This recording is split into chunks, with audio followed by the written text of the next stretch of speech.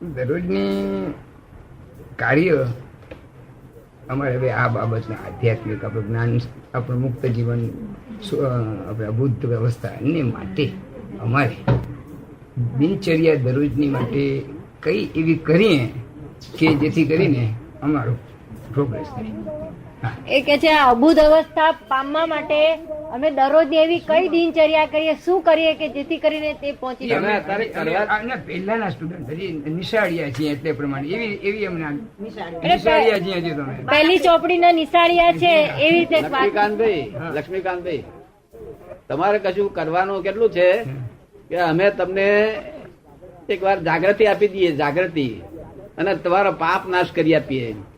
ત્યાર પછી તમને આત્માની નિરંતર હાજરી રહેશે અને ત્યાર પછી મારી 5 આજ્ઞા પાળવાની છે, બીજું કશું જ તમારે કરવાનું નથી. અને તે સહેલી શર્ત છે. પાછી આ રસપુરી ખાવાની એવું તેવું ના ખાવાનું એવું નથી. બૈરા છોકરા છોડી જતું રહેવાનું નથી. છોકરાને ભણાવવાના, છોકરા છોડીને ભણાવવાના, પરણાવવાના ને ફક્ત તમારી આજ્ઞામાં રહેવાનું છે. સહેલી આજ્ઞાઓ છે, બહુ આજ્ઞા અઘરી નથી. ના, જ્ઞાન આખા પછી ની વાત છે.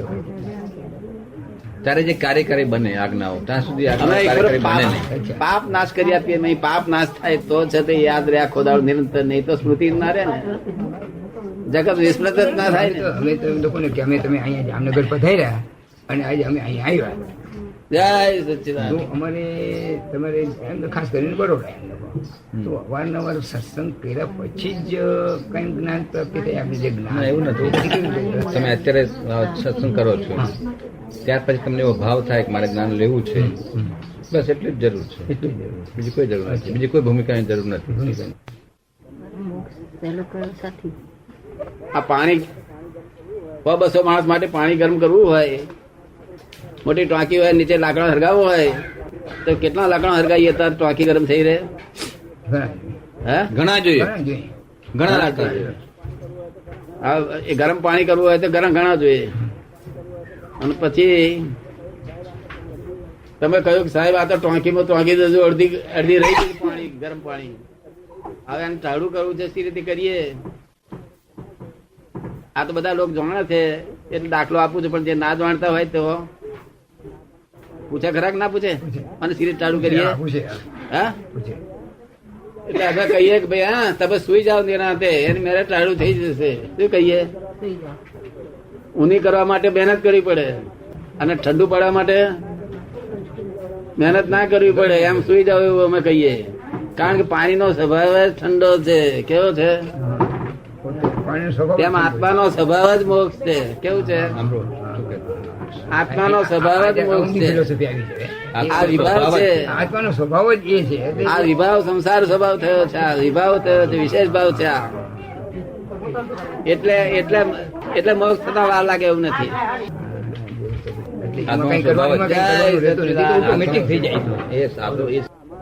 આ અમારો મત ને આ અમારો મત ને આ અમારો મત મતભેદ થી મારી ગયા લોકો.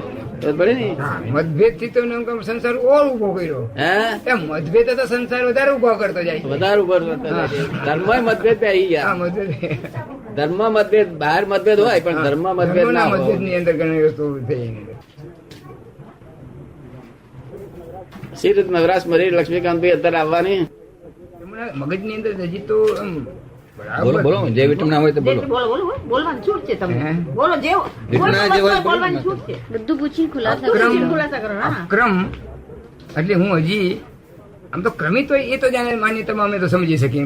ક્રમિત તો હોય એ તો બરાબર છે. ત્યાં સુધી કઈ બુદ્ધિ તો કામ કરી જાય. બુદ્ધિ ની વાત છે. તો આપણે બુદ્ધિ ની આપણે અગાઉ વાત કરી, અભૂત અવસ્થાની વાત છે, એની સાથે સંકળાયેલું આ બધું છે. આમ તો પણ એ અક્રમ જે આપણે કહી તો આપણા કેટલાય પાપા દોષ, અવલા દોષ, બીજા દોષ, કેટલાય દોષ, એ બધા ભસ્મ બધા થવા જોઈએ. અથવા આપણી પોતાની પ્રગતિ એક અવસ્થામાંથી બીજી અવસ્થામાંથી ત્રીજી અવસ્થામાંથી ચોથી અવસ્થામાંથી ગુણ સ્થાન આપણે કેટલા ધર્મના કીધા છે, આટલા ગુણ, આટલા ગુણ, આટલા ગુણ, આટલા ગુણ, એવું તો કેટલીક આપણા ધર્મશાસ્ત્રની અંદર કેટલી ચર્ચાઓ થઈ છે. ત્યાં અક્રમ નથી. આપણા પદે આપ્યા છે કે ભાઈ સાધુ લોક, ઉપાધ્ય લોક, આચાર્ય લોક, અજ્ઞાન એમ કરતા આપણે સિદ્ધ, એ બધી ભૂમિકાઓ સ્ટેજો છે. તો પછી અક્રમ અવસ્થા અને આ બધી વસ્તી અવસ્થાઓ કૂદીને ઉપલી અવસ્થામાં જાઉં એ કેમ બેસે? તો 14 બારના મકાન હોય છે ખરા? 14 માળના બધું કેટલા મકાન. એનાથી વધારે? હા, સાંભળો, એટલે 14 માળના. હા, 14 માળના હશે ને? 25 માળના હશે. હા, ઘણા ઊંચા છે. હવે તો એ સ્કાય એટલા જો બધા ચડવાના હોય પગથિયા તો દમ નીકળી જાય ને. તો શું બીજું સાધન તો હવે નીકળ્યું છે? લિફ્ટ. તો આ ક્રમિક માર્ગ સ્ટેપ બાય સ્ટેપ છે, પગથિયે માર્ગ ચડવાનો છે. અને અક્રમ એ લિફ્ટ માર્ગ છે. શું છે? લિફ્ટમાં. લિફ્ટ માર્ગ. જો અનુકૂળ આવે તો બેસવું, ના અનુકૂળ આવે તો આપડે પગથિયા તો છે જ. તમે એને રસ્તો બતાવી દો કે જે રસ્તો પકડવો પકડો. હા, એને તમને કહી દીધું. વિતરાગ છે ને આદેશ ના અક્રમ એ આપે. લિફ્ટ છે. હા, એટલે આદેશ ના આપે. તમારે પગથિયા ચડવા તો એ કરો, એ ચડો. કરો તમે. તમને બે નાણે લઈ ગઈ તમારા લિફ્ટમાં જાઉં તો લિફ્ટમાં જાઉં. તમારા અનુકૂળમાં આવે તો લિફ્ટમાં અનુકૂળ આવે. બેસવું, નહીં તો આપણું કમિક તો છે જ. આપણું લેફ્ટ બાય સ્ટેપ તો છે ધોરી માર્ગ છે જ. એ તો છે જ. છે આ તો અપવાદ માર્ગ છે, આ તો આ અક્રમ માર્ગ છે. કારણ કે આ અપવાદ. વિજ્ઞાન છે, આ વૈજ્ઞાનિક માર્ગ છે. અને cash bank of divine solution છે. આ શું છે? અને પેલો ક્રમિક માર્ગ છે. અને જ્ઞાન કરીને પોતે જાતે કરીને જવાનું છે. આ છે તે જ્ઞાની પુરુષ પોતે જ ચલાવી દે. લિફ્ટ માર્ગમાં જ ઉપડાવી દે.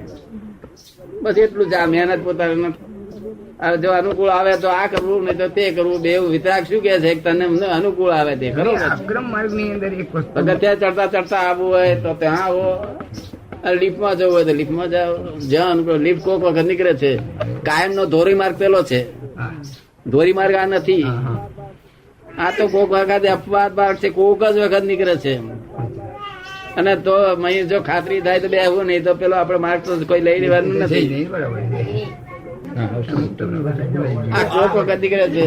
આ અક્રમ જયારે ક્રમિક બેઝમેન્ટ ખરાબ થયું ત્યારે જ નીકળતું હશે. આ ક્રમ નીકળે છે ક્યારે? આ ક્રમિક ની હરીફાઈમાં નહીં નીકળતો. આ તો વિતરાગ નો જ માર્ગ છે. નહીં, ક્રમિક ની એમાં હરીફાઈમાં નહીં. નીકળતો નથી. પણ જયારે ક્રમિક માર્ગ જ્યારનું ક્રમિક માર્ગ નું બેઝમેન્ટ સડી ગયું છે અત્યારે. શું થયું છે? ના, તો દાદા આપણે ભગવાન. એવું તમને સમજાવું બધું શું સડી ગયું છે. કેવી રીતે સડી? ક્રમિક માર્ગ નું બેઝમેન્ટ સડી ગયું છે. એટલે મોક્ષ માર્ગ અત્યારે ક્રમિક માર્ગ થી બંધ થઈ ગયો છે. એટલે આ અક્રમ એની મેરે નીકળ્યું છે. અને પાછું ક્રમિક નું ચાલુ થશે. અક્રમ બંધ થઈ જશે. આ અક્રમ તો અમુક ટાઈમ પૂરતું છે. બાકી ક્રમિક માર્ગ જ કાયમ ના માટે ધોરી માર્ગ ક્રમિક છે. શું છે? આ તો અક્રમ વચ્ચે અપવાદ માર્ગ કે છે ને, ત્યાં અપવાદ માર્ગ છે. જેને જેટલા લીફમાં ચડી ગયા એટલા ગયા. બાકી બીજું મેં તો એક પ્રશ્ન હવે પૂછવાનો બળ રહે છે કે અક્રમ માર્ગની અંદર જે લોકો લિફ્ટમાં ચડી ગયા એમાં તો પાત્રતા જ જોઈ છે બસ. એટલે બાકી અપાત્ર હોય ને તો પેલા રૂચે જ નહીં અક્રમ માર્ગમાં આવવું. ના એમ રૂચે તમે નહીં, કહો તો? એ જઈ શકે જ નહીં. એની પાત્રતા જ ના આવી. એમ એમ તમારું માનવું. આમ મારું માનવું આજે એ તો એમ કે વાત છે. હા, સાંભળો. એમનું કહેવાનું એમ છે કે અક્રમ માર્ગમાં જે લોકો લિફ્ટમાં ચડી ગયા એ લોકો ઉપર જાય તો એનો અર્થ એ થયો કે જે પાત્ર હોય, પાત્રતા એના પાત્રતા હોય તો લિફ્ટમાં આવે, નહીં તો લિફ્ટમાં કેવી રીતે ના, આવે? મને ભેગો થયો એ પાત્ર ગણાય છે. શું લખી? ભેગા થવાનું હા, જે થાય ભેગો થયો એને કશું નહીં આવડતું. એ પાત્ર, કશું આવડતું ના હોય એ તો વાંધો સર્ટિફિકેટ છે. નથી. હા, એ એ સર્ટિફિકેટ. એને કશું આવડતું ના હોય તો વાંધો નથી. ભેગો થયો એ પાત્ર. ભેગા થવાનું ક્યારે બને? મને ભેગો થયો ને એ પાત્ર. બીજું અંતરાય ઓછા થયા હોય તો ભેગા થાવ. આપણે હવે એક જૂની ફિલોસોફીની વાત છે આની અંદર. હવે આ ક્રમ માર્ગ પૂરતો હા. સંબંધની અંદર કે આપણા જૈન ધર્મની અંદર લખેલું છે કે કેટલા અવતારો કેટલાય આપણા અગાઉના આપણા બધા યોનિમાં કે આમાં ને તેમાં કેટલાય પાપ કેટલું કર્યું છે એટલું ઘણા વખત પછી તમે ધીરે ધીરે ધીરે મોક્ષ પામો. એ બધું ખલાસ નસ આ એ એમ એકબીજા ભાવમાં, ત્રીજા ભાવમાં, ચોથા ભાવમાં, પાંચમા ભાવમાં એમ કરતા કરતા પ્રોગ્રેસ અહીંયા આક્રમણનું શું છે? હા, પણ એ ક્રમિક છે. એ ક્રમિક છે પણ એ ઊંડું થઈ ગયું છે એનું શું કરવું હવે? લક્ષ્મીકાંતભાઈ બહુ ઊંચા સ્ટેજ ઉપર હતા મહાવીરના વખતમાં. તમે ત્યાં હલકા નીચે ઉતરતા જાઓ છો. સ્લીપિંગ થાય છે બધું આખું છે. આ કાળ સ્લીપિંગ છે. લપસતો કાળ છે, અવસ્થિતપણી કાળ, ઉતરતો કાળ. તે મહાવીરના વખતમાં તો એટલી બધી ઊંચી દરજા હતી તો ઉતરતા જાઓ છો ઉડતા. એ તો બરાબર. બધી અવસ્થાઓ ફરી ચુક્યો છે આ જીવ તો, ફક્ત એને રસ્તો જ નથી મળ્યો, એને મોક્ષ માર્ગ મળ્યો નથી, મોક્ષના દાતા મળ્યા નથી. શું શોધ પડી ને? અને લિફ્ટ માર્ગ તો આ તો ક્યારે થાય છે? ક્રમિક માર્ગ. મને આચાર્ય મહારાજ આપડે પૂછે છે કે આ લિફ્ટ માર્ગ તમે કેમ કાઢ્યો? મેં કહ્યું હું કાઢું નહીં, હું કઈ નવરો નથી આવું કાઢવા. આ તો બાર ભાગે આવ્યો છે, નિમિત્ત બની ગયું. તો શું થયું? સમજ પડી ને? બરાબર. કારણ કે ક્રમિક માર્ગ ક્યાં સુધી ચાલે કે મનમાં જે વિચાર આવ્યો એવું વાણીમાં બોલે ને એવું વર્તનમાં કરે તો ક્રમિક માર્ગ થી મોક્ષ છે, નહીં તો ક્રમિક માર્ગ થી મોક્ષ થાય જ એ નહીં. વાત એ સાચી છે.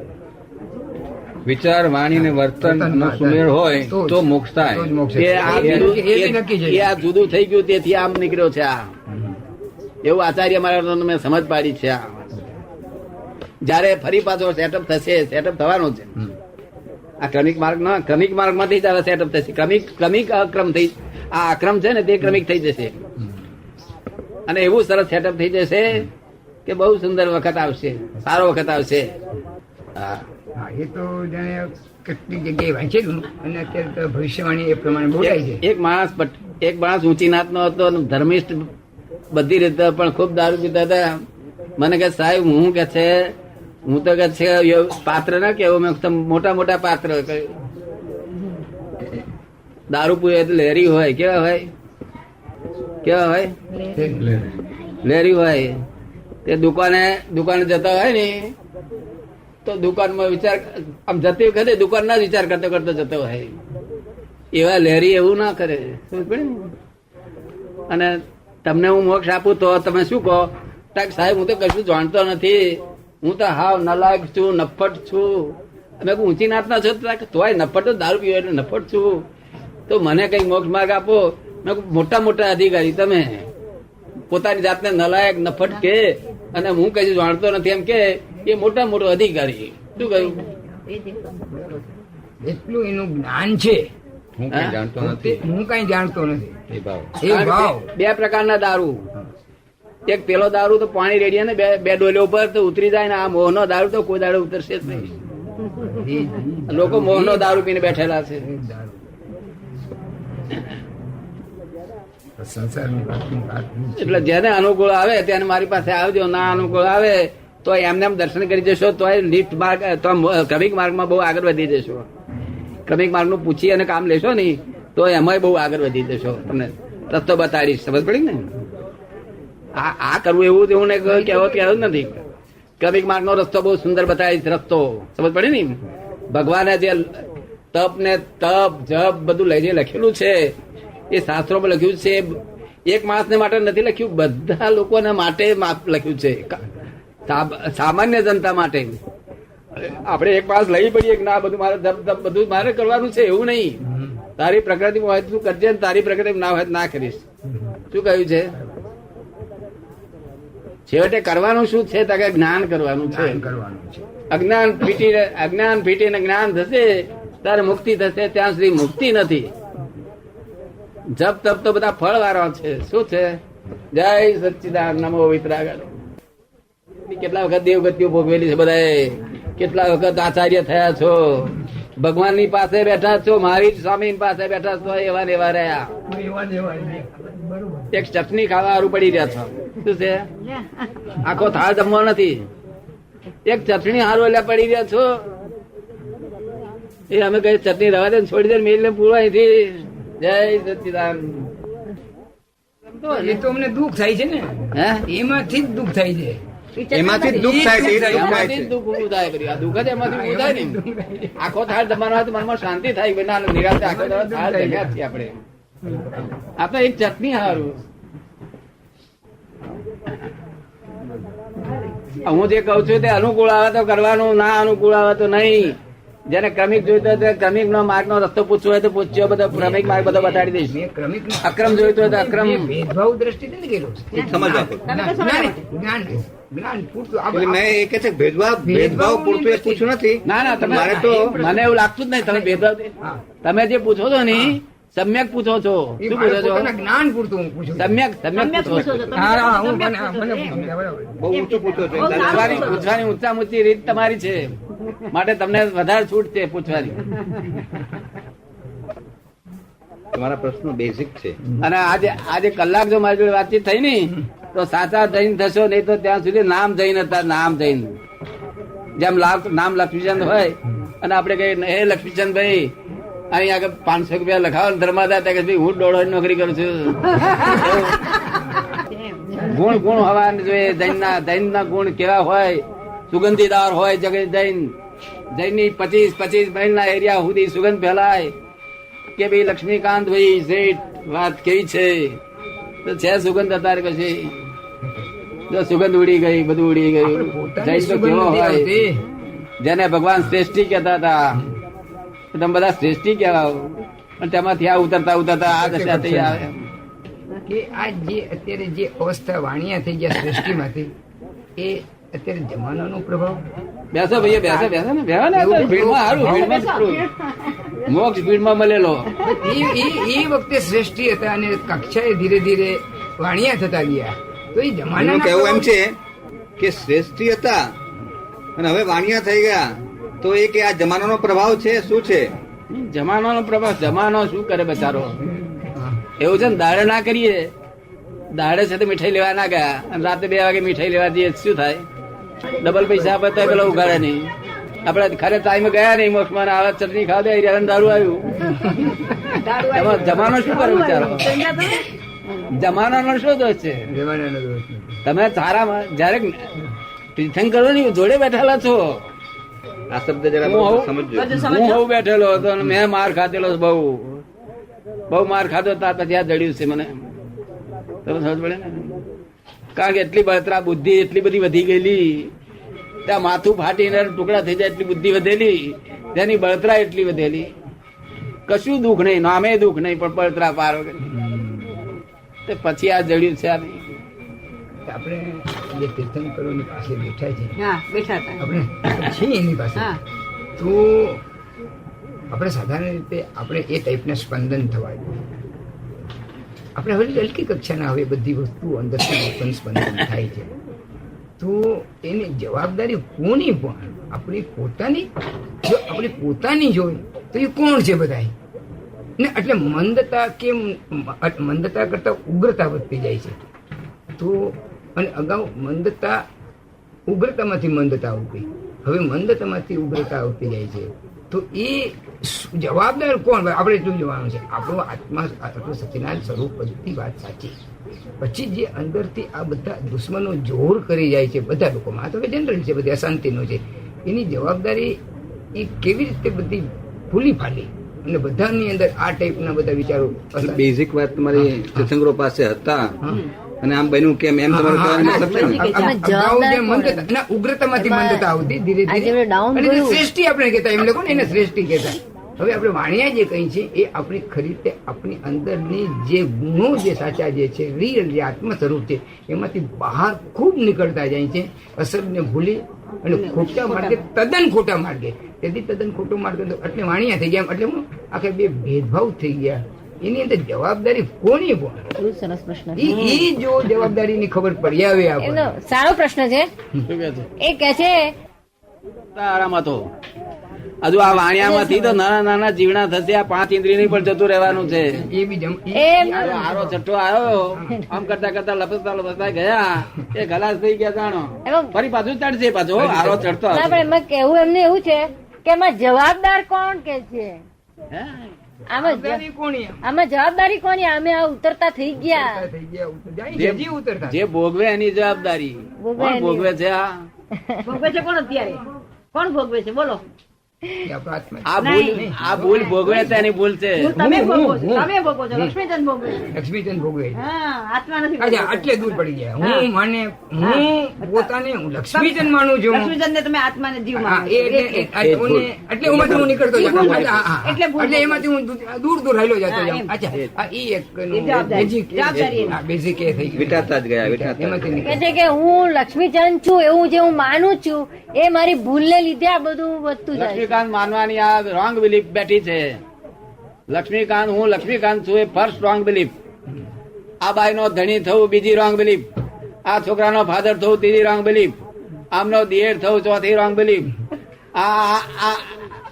આ વેપાર કરું છું આનો શેઠ થવું પાંચથી કેટલી રોંગ બિલીફ બેઠી. આ સાળો આનો સાળો થવું મામા થવું. બિલીફ નો રાખડો રાખડો બાકી સાચી બિલીફ એક જ. એ રોંગ બિલીફ ને ભગવાને મિથ્યાત્વ કહ્યું. શું કહ્યું?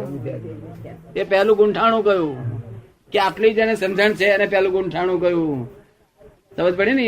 અંગ્રેજોને તો આ સમજણ નથી, ફોરેન વાળાને તો કે આ મારા માસી આવું થાય, કે આ કાકી આવું થાય, કે આ પોય આવું થાય, એવું અંગ્રેજોને સમજણ નથી. એમને તો એવું નથી. આ મિથ્યાત્વ અમને કહ્યું. બરાબર. સમજણ છે જેને બુદ્ધિ છે કે અમારા માસી આવું થાય, આ રવડ સાસુ થાય. એ બી મિથ્યાત્વ એ તો હવે જયારે જ્ઞાન થી આપણે ભેદભાવ પાડ્યો ત્યારે એકની મિથ્યાત્વ આપણે કીધું. એટલે એ જ્ઞાનની જયારે જરૂર છે તો આપણે મિથ્યાત્વ શું છે એ ખબર પડે તો એ મિથ્યાત્વમાંથી નીકળી જવાની આપણે કોશિશ કરીએ. શું કે એટલે આપણે છે? બધી. એ તો આપણે નથી જાણતા હા, જે મિથ્યાત્વ વસ્તુ, શું છે? અને આપણે પોતાનો જે સ્વપદ છે એ જાણ્યો નથી, એટલા માટે એ મિથ્યાત્વ છે. એ મિથ્યાત્વમાંથી નીકળી જવાનો પ્રયત્ન કરવો જોઈએ, એમ કહેવાની મતલબ છે. એમ આ કહેવાનું મિથ્યાત્વ એટલા માટે નથી. મિથ્યાત્વ તમારો દોષ નથી.